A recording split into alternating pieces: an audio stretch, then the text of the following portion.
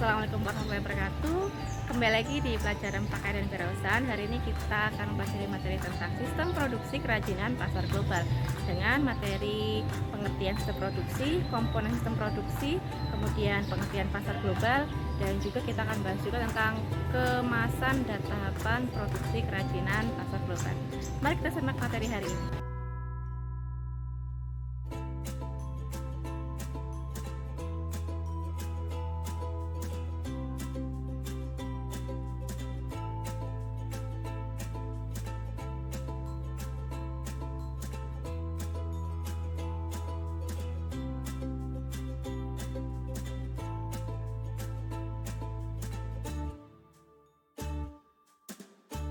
Tujuan pembelajaran.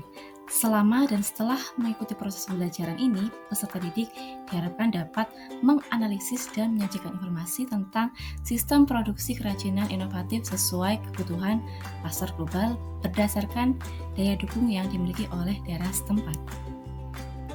Nah, teman-teman semua, sebelum kita mulai materi, kita tes fokus terlebih dahulu yuk dengan mencari kata dari word search yang disediakan. Ada 9 kata terkait dengan produksi dan juga sistem produksi.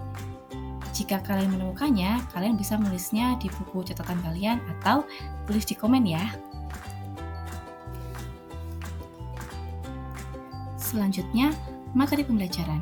Hari ini kita akan bahas tentang pengertian sistem produksi, komponen sistem produksi, pengertian pasar global, tahapan produksi kerajinan, dan pengemasan. Pengertian produksi dalam arti sempit dapat diartikan sebagai kegiatan yang menghasilkan atau menciptakan barang. Sedangkan dalam arti luas, kegiatan produksi adalah kegiatan menciptakan atau menambah nilai guna suatu barang atau jasa untuk memenuhi kebutuhan manusia. Faktor produksi ada 4. Yang pertama ada faktor produksi alam, yang kedua ada faktor produksi modal, yang ketiga ada faktor produksi tenaga kerja, dan yang keempat ada faktor produksi kewirausahaan. Faktor produksi alam adalah segala sesuatu yang disediakan alam untuk dimanfaatkan oleh manusia dalam rangka meningkatkan kesejahteraannya. Faktor produksi alam terdiri dari tanah, air, tenaga alam, barang tambang, iklim, dan sebagainya.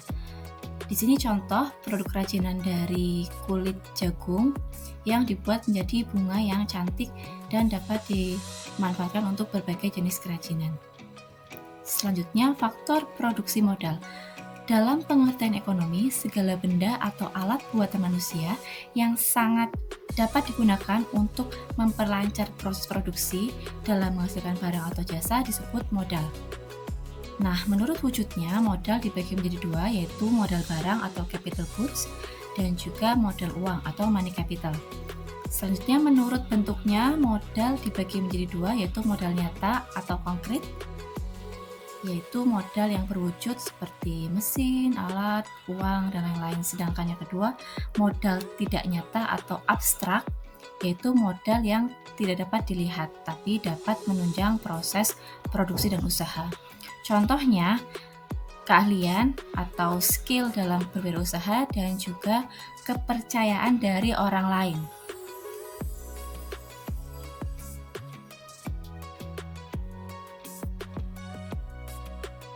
Yang ketiga ada faktor produksi tenaga kerja. Faktor produksi tenaga kerja merupakan segala kegiatan manusia yang dicurahkan dalam proses produksi untuk menciptakan atau menambah nilai guna barang atau jasa. Faktor produksi tenaga kerja merupakan faktor produksi yang memegang peranan penting dalam proses produksi. Tanpa tenaga kerja, sumber daya alam yang dianugerahkan oleh Tuhan Yang Maha Esa kepada kita tidak akan bisa diproses menjadi produk usaha. Nah, berdasarkan sifatnya, tenaga kerja dibagi menjadi 2, yaitu tenaga kerja jasmaniah dan tenaga kerja rohaniah. Tenaga kerja jasmaniah adalah tenaga kerja yang melakukan pekerjaannya lebih menggunakan tenaga fisik, contoh buruh bangunan, kuli bangunan, dan lain-lain. Sedangkan tenaga kerja rohaniah adalah tenaga kerja yang melakukan pekerjaannya lebih menggunakan pikiran, contoh direktur, konsultan, dan lain-lain. Nah, berdasarkan sifatnya, menurut kalian profesi tokoh-tokoh berikut ini merupakan tenaga kerja apa ya? bisa menjawab semuanya ya. Kita lanjutkan. Yang kedua, berdasarkan kualitas atau kemampuannya, tenaga kerja dibagi menjadi 3. Yang pertama ada tenaga kerja terdidik, tenaga kerja terlatih, dan tenaga kerja tidak terdidik dan tidak terlatih. Tenaga kerja terdidik adalah tenaga kerja yang mempunyai pendidikan yang tinggi sehingga ahli di bidangnya. Nah, syarat dari tenaga kerja terdidik ini adalah memiliki background pendidikan khusus atau pendidikan tertentu yang mendukung pekerjaannya. Contohnya guru, dosen, dokter, dan lain-lain. Yang kedua, tenaga kerja terlatih, tenaga kerja yang membutuhkan pelatihan tertentu. Nah, tenaga kerja terlatih ini tidak perlu memiliki ijazah atau background pendidikan khusus yang diwajibkan, tetapi harus memiliki keterampilan di bidang tertentu. Bisa dibuktikan dengan sertifikat pelatihan atau yang lainnya, seperti montir, tukang jahit, dan lain-lain. Kemudian yang ketiga ada tenaga kerja tidak terdidik dan tidak terlatih. Nah, tenaga kerja yang ini tidak membutuhkan pendidikan atau pelatihan khusus. Contohnya tukang sapu, pemulung, dan lain-lain. Tenaga kerja tidak terdidik dan tidak terlatih membuktikan bahwa semua orang itu mempunyai kesempatan untuk bekerja dan memiliki pekerjaan walaupun tidak memiliki background pendidikan atau pelatihan khusus. Nah, berdasarkan kualitas dan kemampuannya, pekerja berikut ini merupakan tenaga kerja apa ya? Silahkan dijawab ya, teman-teman.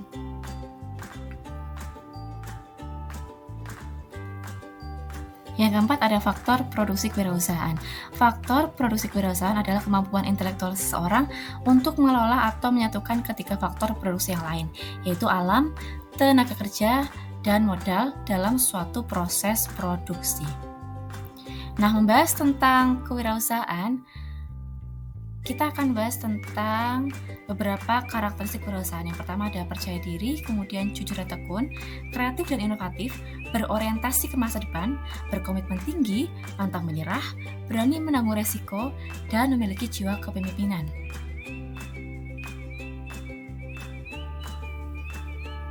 Nah, berdasarkan karakteristik tersebut, ada jiwa kewirausahaan.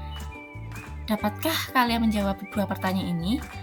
Yang pertama, apakah perbedaan antara bos dan leader? Dapatkah kalian menjelaskannya?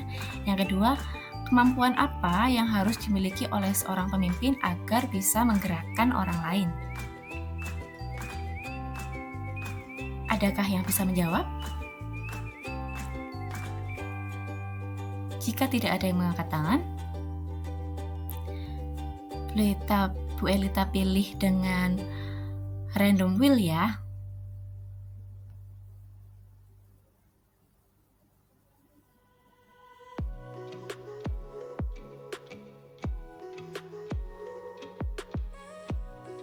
Ya.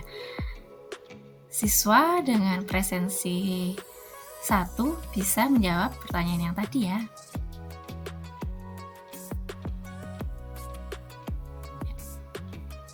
Terima kasih atas penjelasannya. Selanjutnya kita akan menjawab bersama. Untuk pertanyaan pertama, perbedaan antara bos dan leader. Bos merupakan seseorang yang mempunyai jabatan tinggi atau pemilik perusahaan yang memiliki kendali perintah dan pengawasan pada anggotanya. Sedangkan leader atau pemimpin adalah seorang yang memiliki kemampuan untuk mempengaruhi dan memimpin orang lain dengan memberikan inspirasi. Yang kedua, kemampuan apa sih yang harus dimiliki seorang leader? Kemampuan yang harus dimiliki seorang pemimpin untuk menggerakkan orang lain adalah kemampuan untuk mempengaruhi orang lain agar dapat menyelesaikan pekerjaannya sesuai dengan ide yang dimilikinya. Dalam proses penyampaian ide dan mendelegasikan tugas, seorang pemimpin harus percaya bahwa anggotanya dapat mengerjakan tugas sesuai dengan yang diinstruksikan. Maka dari itu, kemampuan untuk mempengaruhi dan mengarahkan anggota sangat penting untuk dimiliki oleh seorang pemimpin atau leader.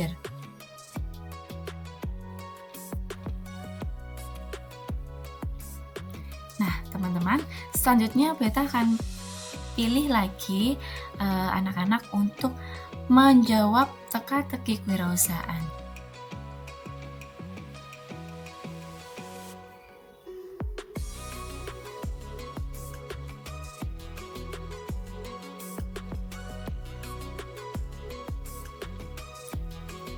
Nah, siswa dengan nomor presensi 15 bisa menjawab pertanyaan dari teka-teki berikut ini.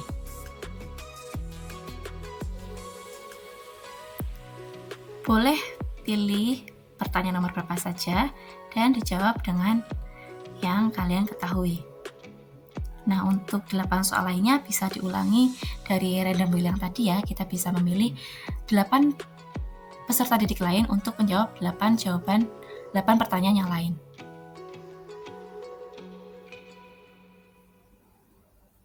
Oke, terima kasih atas jawabannya. Selanjutnya kita lanjut ke sistem produksi. Sistem produksi, pengertian sistem adalah suatu kesatuan, baik objek nyata maupun abstrak yang terdiri dari berbagai komponen atau unsur yang saling berkaitan, saling tergantung, saling mendukung, dan secara keseluruhan bersatu dalam satu kesatuan untuk mencapai tujuan tertentu secara efektif dan efisien. Sistem produksi adalah suatu rangkaian dari beberapa elemen yang saling berhubungan dan saling menunjang satu sama lain untuk mencapai tujuan tertentu. Dalam hal ini adalah tujuan produksi. Nah, sub sistem produksi terdiri dari 5. Yang pertama ada perencanaan dan pengendalian produksi, yang kedua ada pengendalian kualitas, yang ketiga ada pengendalian standar operasi, yang keempat ada penentuan fasilitas produksi, dan yang kelima ada penentuan harga pokok produksi. Selanjutnya untuk komponen-komponen sistem produksi dibagi menjadi 2, ada komponen struktural dan komponen fungsional. Di komponen struktural terdiri dari bahan, mesin dan peralatan, tenaga kerja modal, energi, informasi, tanah, dan lain-lain. Selanjutnya di komponen fungsional ada supervisi, perencanaan, pengendalian, koordinasi, dan kepemimpinan. Selanjutnya macam-macam sistem produksi. Nah, menurut proses menghasilkan outputnya, sistem produksi dibagi menjadi 2, yaitu continuous process dan intermittent process. Continuous process atau biasa dikenal dengan proses produksi kontinu adalah sistem produksi yang disusun dan diatur dengan memperhatikan urutan kegiatan dalam menghasilkan produk atau jasa. Aliran bahan dalam sistem ini juga sudah distandarisasi sebelumnya. Jadi untuk proses yang continuous process ini, prosesnya harus urut, tidak boleh dipisah-pisah, dan dari awal pembahanan sampai finishing nanti prosesnya akan terus berlanjut. Yang kedua, intermittent process. Intermittent process adalah sistem produksi yang terputus-putus, di mana kegiatan produksi dilakukan tidak berdasarkan standar tetapi berdasarkan produk yang dikerjakan. Karena peralatan produksi disusun dan diatur secara fleksibel dalam menghasilkan produknya. Untuk proses ini, perusahaan dengan produk yang musiman akan cocok. Jadi untuk intermittent process, produksinya boleh terputus-putus dan dipisah, tidak harus secara berurutan, dan keberlanjutannya tuh tidak harus urut seperti itu. Nah, menurut proses dalam menghasilkan outputnya, produksi seperti ini termasuk jenis sistem produksi apa ya? Silakan dijawab bersama ya teman-teman. Selanjutnya, menurut tujuan operasinya, sistem produksi dibagi menjadi 4. Berdasarkan tujuan operasinya, sistem produksi dibagi menjadi 4. Yang pertama ada engineering to order, yang kedua ada assembly to order, yang ketiga ada make to order, dan yang keempat ada make to stock. Engineering to order adalah sistem yang dibuat bila pemesan meminta produsen membuat produk mulai dari proses perancangan. Assembly to order adalah strategi di mana produk disusun atau dirakit berdasarkan komponen atau modul yang sudah ada. Jadi komponen atau modul yang sudah ada dirakit baru ketika ada pesanan. Selanjutnya, make to order adalah sistem di mana produsen akan menyelesaikan pekerjaan akhir suatu produk jika ia telah menerima pesanan untuk item tersebut. Sedangkan make to stock adalah sistem di mana barang akan diselesaikan produksinya sebelum ada pesanan dari konsumen. Nah, dari keempat ini mungkin teman-teman akan bingung antara engineering to order, dan juga make to order. Nah, perbedaannya dalam make to order mereka sudah punya bahan bakunya ya teman-teman. Jadi mereka tinggal melakukan produksi sesuai dengan bahan baku yang dimiliki dan model yang sudah ada. Kemudian untuk engineering to order itu dari mulai perencanaan awal itu sesuai dengan apa yang diinginkan konsumen. Jadi mereka belum punya bahan baku dan belum tahu konsep apa yang akan dibuat sesuai dengan permintaan konsumen. Seperti itu. Selanjutnya, pengertian pasar global. Pasar global adalah pemasaran berskala seluas dunia internasional yang terbuka bagi seluruh pelaku usaha. Peluang pasar selalu terbuka bagi semua pelaku usaha, tak terkecuali pasar ekspor. Nah, pasar global pada saat ini mengalami perkembangan yang pesat karena beberapa faktor, antara lain adanya beberapa negara industri yang mampu menghasilkan produk berkualitas dengan harga murah, misalnya China dan Taiwan. Kemudian semakin banyak orang yang melakukan perjalanan antar negara yang secara langsung menjadi konsumen global. Selanjutnya, semakin banyaknya transportasi antar negara yang mempermudah distribusi produk, dan juga perdagangan dunia semakin meningkat seiring meningkatnya permintaan pasar dunia. Nah, kalau kita bisa pelajari tentang e-commerce yang ada saat ini, itu juga mendukung adanya perkembangan pasar global karena semakin mudah menjual beli barang lintas negara melalui media perbelanjaan internet atau dari aplikasi-aplikasi tertentu. Contohnya kalau versi websitenya seperti Amazon, eBay, dan lain-lain. Untuk e-commerce-nya ada Shopee dan beberapa marketplace lain seperti Alibaba dan sebagainya. Nah, selanjutnya kita akan bahas tentang tahapan produksi kerajinan. Tahapan yang pertama ada tahapan pembahanan, yaitu tahapan mempersiapkan bahan baku agar siap diproduksi. Setiap tahap produksi berbeda-beda sesuai dengan material yang digunakan dan rancangan produk yang akan dibuat. Yang kedua ada tahap pembentukan. Setelah proses pembahanan, dilanjutkan dengan proses pembentukan. Pembentukan bahan baku bergantung pada jenis material, bentuk dasar material, dan bentuk produk yang akan dibuat. Pada tahap ini diperlukan teknik pembuatan karya kerajinan sesuai dengan bahan dan bentuk produk yang akan dihasilkan. Adapun teknik-teknik pembuatan produk kerajinan dari bahan keras, ada teknik cor atau cetak tuang. Teknik cor sudah ada ketika kebudayaan perunggu mulai masuk ke Indonesia. Bangsa Indonesia mulai mengenal teknik pengolahan perunggu. Terdapat beberapa benda kerajinan dari bahan perunggu seperti gendering perunggu, kapak, bejana, dan perhiasan. Yang kedua ada teknik tuang berulang atau bivalve. Disebut teknik menuang berulang karena menggunakan dua keping cetakan yang dibuat dari batu dan dapat dipakai berulang kali sesuai dengan kebutuhan. B berarti dua dan valve berarti kepingan. Teknik ini digunakan untuk mencetak benda-benda yang sederhana, baik bentuk maupun hiasannya.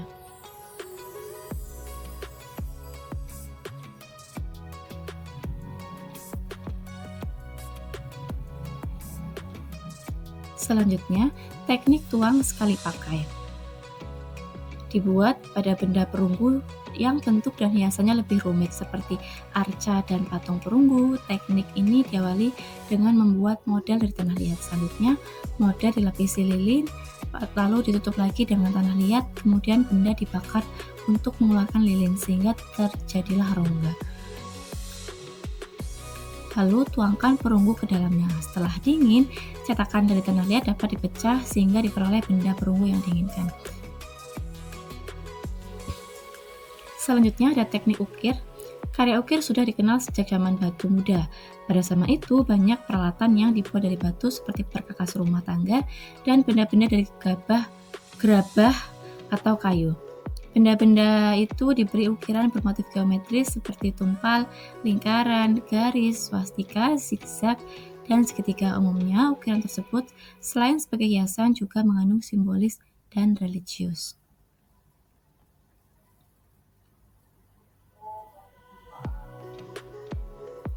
Selanjutnya, contoh beberapa teknik pembuatan kerajinan bahan lunak.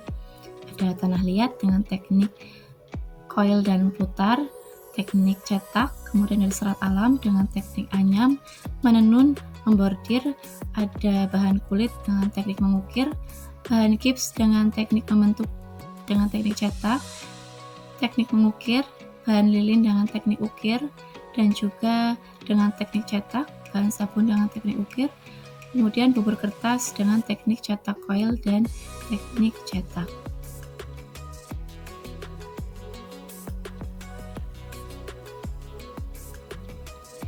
Tahapan yang ketiga dari tahapan produksi kerajinan adalah tahapan perakitan. Tahapan berikutnya adalah perakitan, di mana perakitan dilakukan apabila produk hiasan yang dibuat terdiri atas beberapa bagian. Perakitan dapat memanfaatkan bahan pendukung seperti lem, paku, benang, tali, atau teknik sambungan tertentu. Selanjutnya adalah tahapan finishing. Tahapan terakhir adalah finishing, di mana finishing akan dilakukan sebagai tahap terakhir dalam sebuah pembuatan produk sebelum dimasukkan ke dalam kemasan. Finishing dapat berupa penghalusan atau pelapisan permukaan.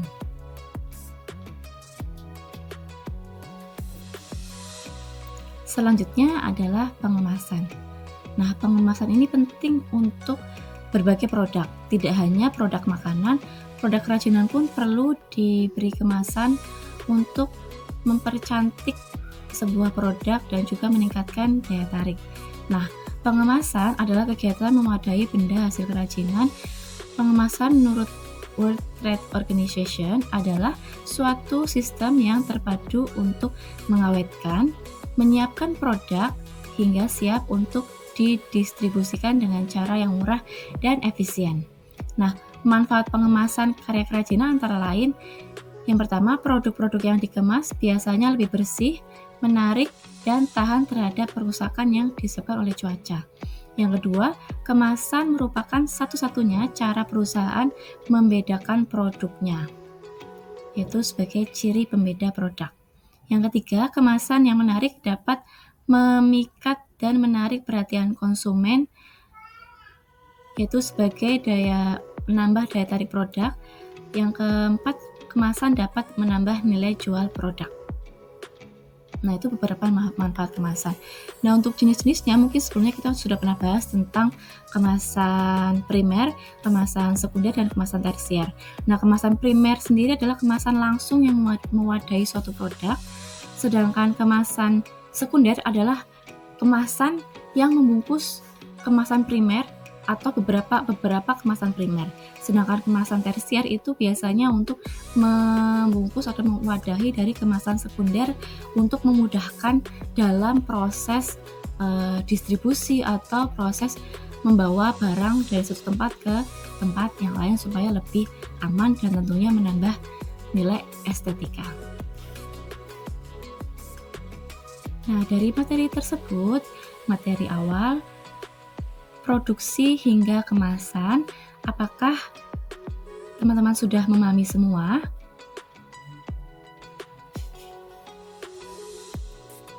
Jika teman-teman belum memahami secara keseluruhan materi yang disampaikan hari ini, silakan bisa mengulangi lagi materi dari awal dan pahami hal-hal yang perlu dipahami tentang materi ini. Kemudian, jika sudah memahami materi dengan baik, teman-teman semua bisa lanjut dengan mengerjakan kuis di link Quizizz yang sudah disediakan. Nah, produk kerajinan pasar global yang akan kita buat tentunya akan meningkatkan kemampuan kita untuk selain membuat suatu produk kerajinan, tapi juga meningkatkan daya saing secara global dan jiwa kompetitif kita untuk bersaing dengan produk-produk yang ada di luar sana. Nah, jika sudah memahami materi yang disampaikan, yuk kita bersama mengerjakan kuis untuk melihat dan mengukur pemahaman kita tentang materi sistem produksi kerajinan pasar global. Berikut link Quizizz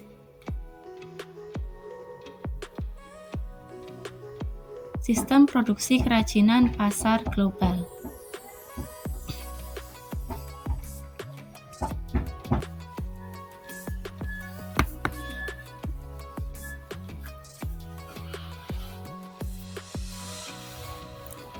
Nah, untuk Bapak Ibu guru yang ingin menggunakan kuis ini untuk real time test atau penilaian secara langsung, bisa searching di Quizizz, dicari di daftar kuis dengan judul Sistem Produksi Kerajinan Pasar Global.